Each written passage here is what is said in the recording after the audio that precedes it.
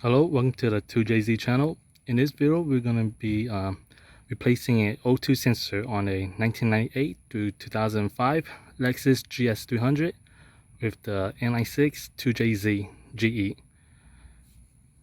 So in order to access the O2 sensor, you have to remove the passenger interior compartment. The GS has a total of 4 O2 sensors.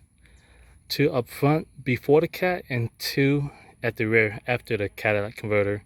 So today we'll be replacing bank 2 sensor 2, so it's going to be after the cat, and the code that shows up is a P0156 bank 2 sensor 2, and this is the replacement part number for the new O2 sensor.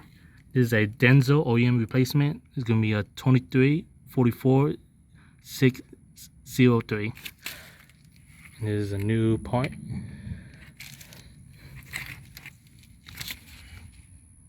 In order to access to the O2 sensor, you have to remove the carpeting and the sound dampening. So you're going to need a flathead screwdriver, and you're going to pop out these clips. And this is the plastic trim that holds the carpet. I'm going to pop those out. And once you do that, you want to come up here and you want to remove the plastic cover.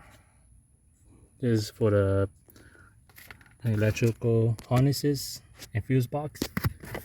You kind of want to remove this out, and then you want to pry the carpeting from above, below the HVAC, and then you're going to come to this side. And that's all you need to do to this point, because right here is where the O2 sensor wire feeds down to the exhaust system. There's an exhaust pipe right there, and this is going to be the female end of the O2 sensor of the harness. This is a 4-pin pretty much, and this is the male end, the 4-pin. So it pretty much connects. You could just disconnect. You just hold a tab on. You gotta hold on to this tab, and then it will release.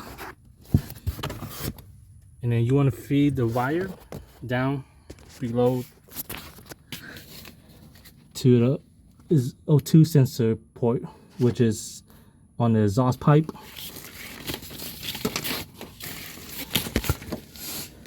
And then up here, right above, you will see the opening into the interior cabin. Suppose you want to feed it through, and you want to put on the rubber boot back on above, and that's how you replace the O2 sensor. And make sure you disconnect the battery, because it's going to need to reset the ECU. Once you install the part, let it idle for 10 minutes or so and take it around for a drive, and it should clear up the code.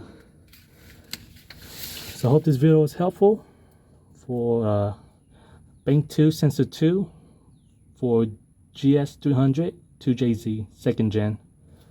Thanks for watching it.